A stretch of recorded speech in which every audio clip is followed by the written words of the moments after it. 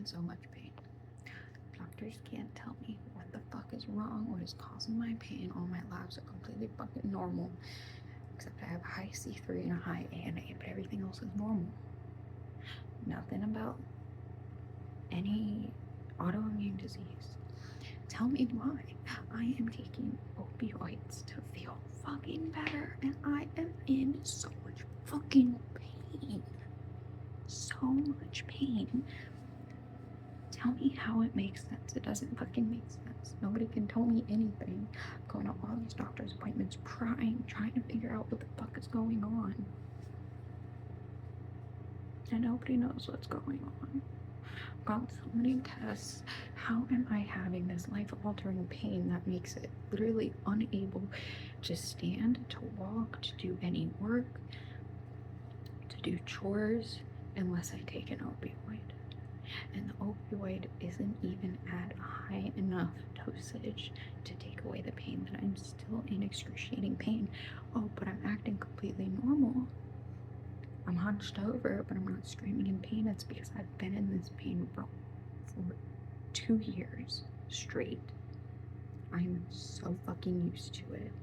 I've been bleeding for 15 days.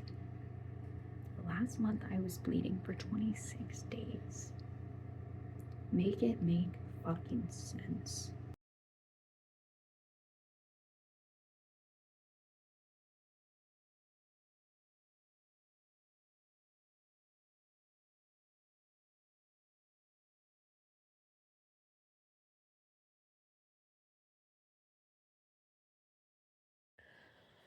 I had a flare up like 2 or 3 months ago, and I never flared back down. And I feel like I'm telling all of my doctors how much pain I'm in. And because my test results don't show any abnormalities, they must think that I'm just not telling the truth, or it's not that serious. And it's like, when is there a point where the way that I am feeling every day, feeling completely overcome by pain, when does that negate from test results? Like, the way I'm feeling and the way I'm telling all of my doctors how I'm feeling. Just because my test results show negative for everything except for like a super high ANA and complement C3. I'm fine. I must be fine. So all the pain that I'm feeling, the excruciating pain that's stopping me from going to work, getting out of bed, laying in bed hurts really badly.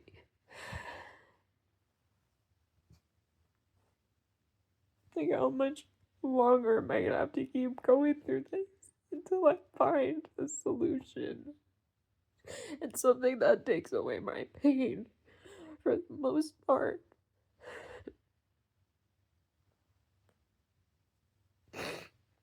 I can accept that it may never go away completely, but I want to know what I'm dealing with, and I want to have something that takes away the pain.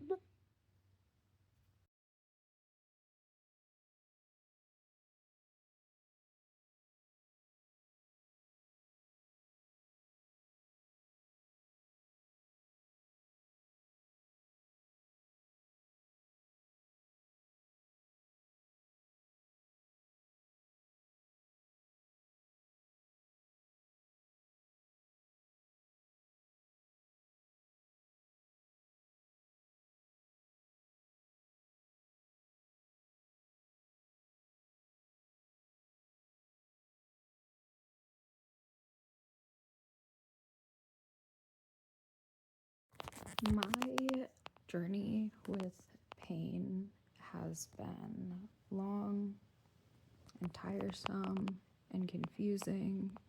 It started out with like stabbing pains on my uterus area, and it would just be like every now and then.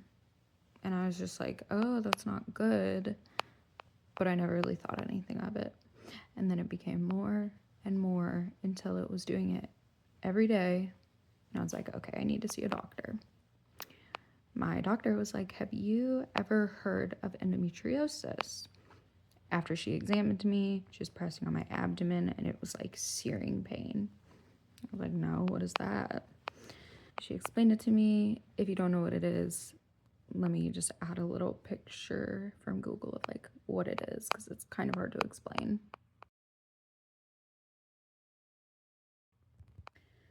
So I was kind of shaken up a little bit hearing that I could have a possible diagnosis, but the only way to diagnose it is if you actually get surgery to have it removed. And I got it laparoscopic like a couple years after, possibly thinking I had it. So I went to see a gynecologist. I got referred. This is after meeting with a couple other doctors that dismissed me, told me everybody has endometriosis. This is just something that you're going to have to deal with. Or saying, well, because we couldn't see it on any, I got like a vaginal ultrasound, we couldn't see it on that. One of my cats just snored so loud. I got a like CT of my abdomen and it didn't show then. Basically nothing was showing that I had it. Got dismissed, got put on birth control. I'm still on birth control. And then I met my gynecologist, which has actually helped me so much. She was very validating. And one day she was just like, so do you want to get the surgery? And I was kind of nervous because it wasn't showing up on any of my like tests, but I was having all the symptoms. So I was like, sure, let's just do it and we'll see what happens.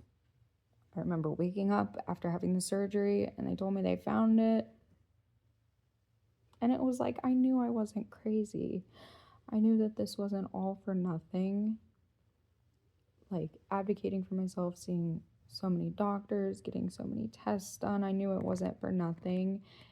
And it was finally confirmed.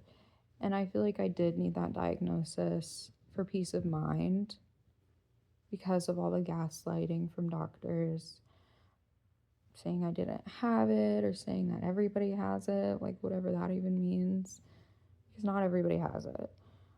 It's a lot more common than people think, though. So after the surgery, I was put on birth control. I suggest a progesterone birth control because the progesterone actually shrinks the endometriosis, which I didn't know. I put on a face mask. I didn't know that until like 2 years into my diagnosis. So I started that. I have been getting, like 2 months ago, I was on my period for 20 days. Before that, I was on it for 15. I am just bleeding all the time. I had to do FMLA for work. It's not something that I want to do. It's something I literally had to do to save my job, because some days I literally can't get out of bed. Being on birth control, I don't want to do it, but there is no cure for endometriosis. That is honestly one of the only things that manages it. And it's like, I can't, there's nothing else that I can do. Even after getting it removed, I'm still having symptoms, which doesn't happen for everybody. It's really a case by case thing. Somebody that is stage 1 endometriosis could be in the most pain. Somebody that's stage 4 or stage 3 may not even know that they have it or may not have any symptoms. It's really just dependent on the person. I've learned so much throughout this journey. Oh my God, it's crazy. you may have heard, it's studied more. Men's baldness is studied more and has more resolutions or cures for male baldness more than endometriosis. Just shows where we're at as a society with women's health. It's infuriating.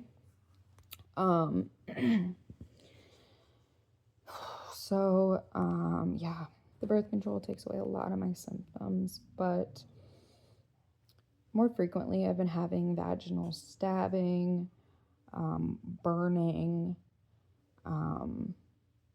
just it hurts. My vagina literally just hurts. But if I didn't take the birth control, I would legitimately not be able to move. I would be screaming in pain. And I started getting, I don't know how it happened. It happened very rapidly, but like body aches and pains, fatigue that wouldn't go away. Endometriosis already causes fatigue that is like bone tiredness that nothing makes it go away, no matter how much sleep you get, no matter how much regular sleep you get, no matter how good you're eating. And then on top of that, I have, okay, let me start from the beginning. Body aches and pains. My neck burns, my shoulders burn, they ache. Same with my legs and my lower back, and just pretty much my whole body, like my ankles. It's weird. My fingers. I've had x-rays and imaging done on my body to see if there's any like deterioration with like bones or something, like osteoporosis or something like that. I don't know. Still kind of learning, and honestly just trusting that the doctors know what they're doing. I have an amazing care team now. But it got to the point where I couldn't get out of bed. I couldn't do daily chores. Some days I have to debate on whether I can shower or make lunch or food for me. Because when I'm done doing it, it feels like I ran a marathon. I can barely stand up. I'm in so much pain. It's like a full body pain. And it's devastating. I'm 25. Why is your ear twitching?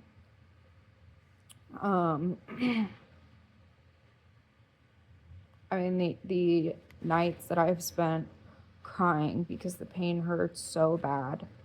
I've had countless blood work. And so I met with a rheumatologist. I got referred to a rheumatologist, and at first we were just really confused. Why did this pain happen out of nowhere? Why did it happen out of nowhere? What's it coming from? And we were kind of thinking fibromyalgia, but fibromyalgia is a very broad diagnosis, and I've been told, I heard a lot of rheumatologists don't like to use the word fibromyalgia or diagnosis fibromyalgia. And I asked my rheumatologist, do you not feel comfortable using that diagnosis? Like, why? And he said, because it is sometimes slapped on to cases such as me where we don't know what's going on. So we're just going to say, let's just say it's fibromyalgia. Here's what fibromyalgia is.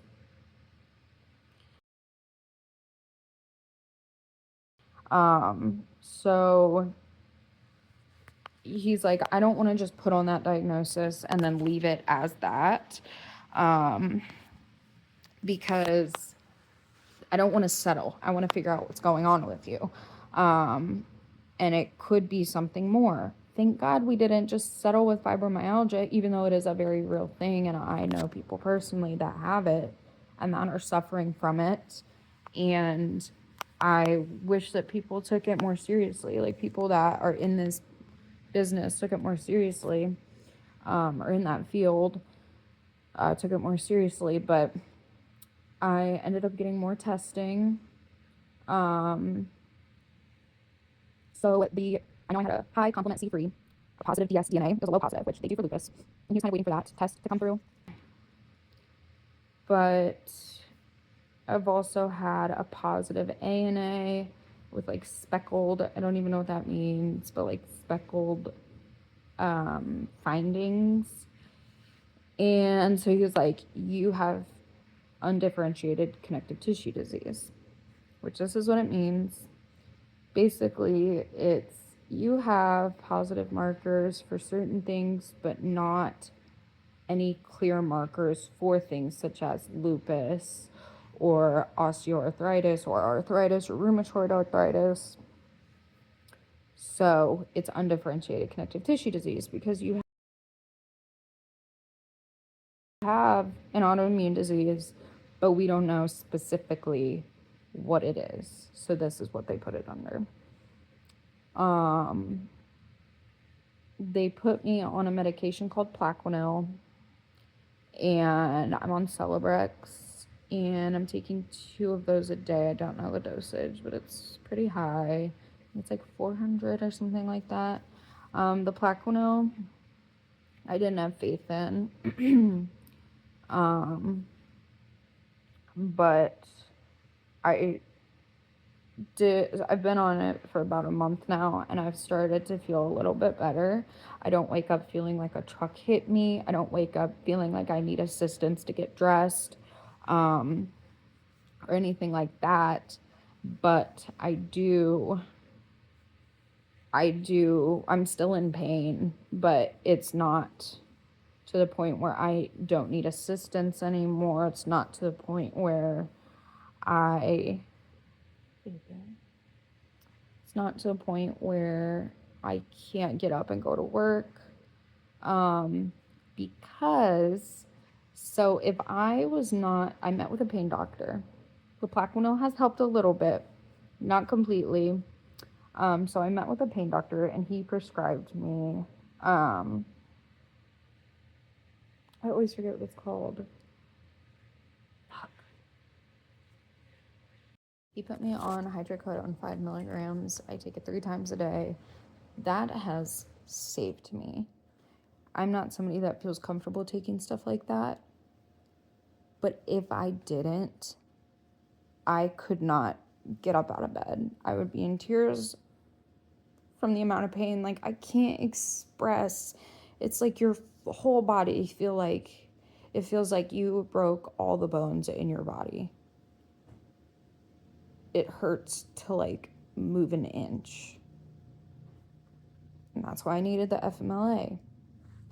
But because I take that now, I'm able to go to work. I'm able to function like a normal human being. And it just makes me feel normal. Obviously, that's not the long-term goal. I'm meeting with another rheumatologist soon. Okay, I'm getting ahead of myself. But the Plaquenil definitely has made it easier. So I only take 2 hydrocodone a day now instead of 3. That's something. That means I'm getting progress. Yeah. But so I have a diagnosis. There's a clear plan for people that have undifferentiated connective tissue disease. There's a clear path for people that have that, starting with Plaquenil, seeing where I'm at with that. I can't increase it because it's a weight-based dosage. So unless I gain weight, I can't, I think that's how it works. I can't up the dose. So that's why I upped the dose of my Celebrex. But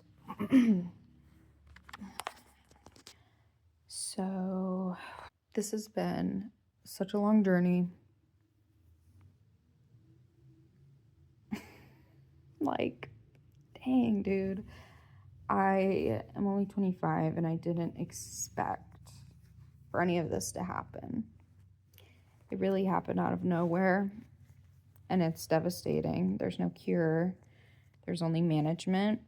Something that I know that has helped me was cutting out a lot of sugar. I eat no sugar. I can have natural sugars. And I know it won't be like that forever, but I do need to just get it out of my system. So I haven't had sugar for quite some time, like a month. I actually just had free Dairy Queen the other day because they were doing free Dairy Queen. It was like free Dairy Queen Day or something like that. And I feel okay, but I have such a sweet tooth, so I can't have it every day. I can't have it pretty much ever. But if I do, it's a once every couple months type of deal. That's really helped me eating a lot of greens. I got this book, Healing Endo, I think it's called.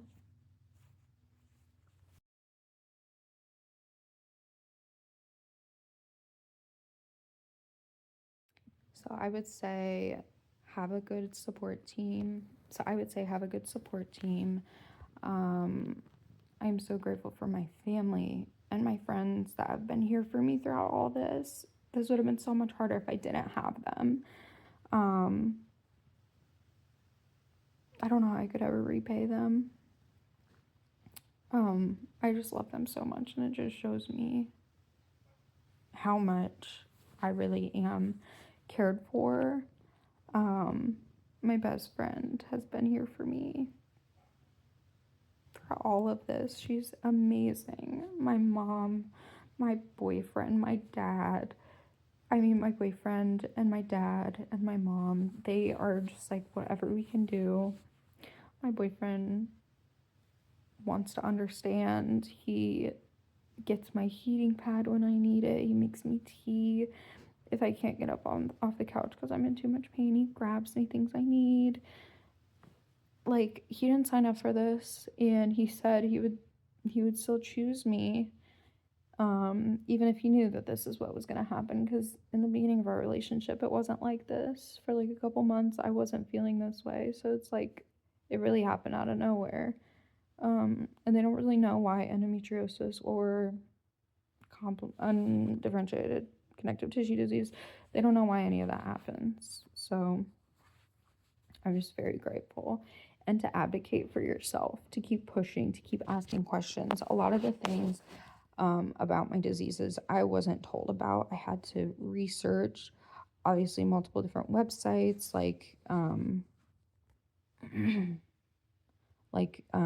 legit websites, and hearing from other people's stories.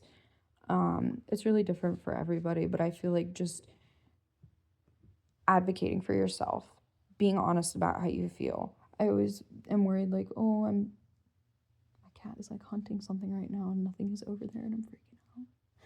But advocating for yourself and being honest about how you feel. And if every appointment you're like, I don't feel good, fucking say it. Like, you don't feel good. Say, this is affecting my day-to-day life. I'm not able to do simple tasks because the pain is so bad. They will listen to you if you say that. Ask for referrals, ask questions, advocate for yourself. Asking questions and advocating for yourself is not rude. If you don't, they're just going to treat you like they do any other person, and it's different for every person. So really just be real with how you feel and ask questions. You're paying for them to help you. So like, might as well get what you need, especially if it's affecting your day-to-day life. You can't live like that forever. But honestly, if I wasn't taking these opioids, I would not.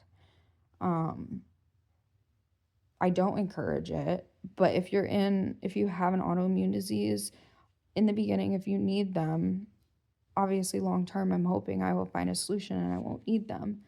But if you need them to function and do things regularly, absolutely do it. If I didn't have them, I would not feel normal or okay to live day to day. I couldn't do it. So I'm very grateful for my pain doctor for listening to me. obviously I'm being cautious of when I need to take it, if I think I should take it, or if I feel fine, I'm not going to, and just really listening to my body, taking care of myself, and just hoping for the best, keep pushing for the best. And yeah, this has been my journey, and it has been devastatingly hard, and it's changed my whole life. But I'm so grateful for the people that I have, and I'm grateful for myself for continuing to keep going. And I'm thankful for my kitties. I'm so thankful for my babies because they know something's not right, and they're here for me. And just being open and honest with my employers about how I've been feeling. And if you're working for somebody, that's good. They will understand and they won't judge you. Or, me, I always feel bad not being able to go to work. But it's like, if I physically cannot do it, I just can't do it. So I just have to give myself that grace. And if I feel bad, just try to understand, like, I'm not doing it because I don't want to go to work. I mean, like, I'm doing it because I'm in excruciating pain, and I need to pace myself, and I need to take care of myself and not push myself. And if I can't do it, I just can't do it. And that's what my FMLA is for. And if you work for a good employer, which I know a lot of people don't have that privilege, they will understand. But if they're not making you feel okay about it, then you really just, and I know it's hard, but you can't focus on what they're saying because you got an autoimmune disease, you have a disease, you have a disorder. Nobody's going to understand except for you, and that's just the truth. And if they're making you feel bad for it, fuck that, fuck them. Obviously, like, just be the bigger person, and they might not understand, but that's on them. And if you have that FMLA, they can't fire you or do anything that's illegal. So that definitely makes it harder. And if you stress, that makes the pain worse. So just try to do your best. But thank you for watching. If you have any questions, or if you just want to start a little community, because I don't have I follow a bunch of Instagram, and I would suggest that too, following Instagram accounts that are supportive of autoimmune diseases, that are people that have it, that share their experiences. I follow a lot of endometriosis and autoimmune diseases on Instagram, that are just kind of like giving facts or sharing people's opinions on their experiences and stuff like that, and their advice. So leave some comments if you want, if you have any questions. It did take me about 2 years to get diagnosed with both diseases, which I got lucky because a lot of people get diagnosed years down the road, especially with endometriosis. And unconnective tissue disease also,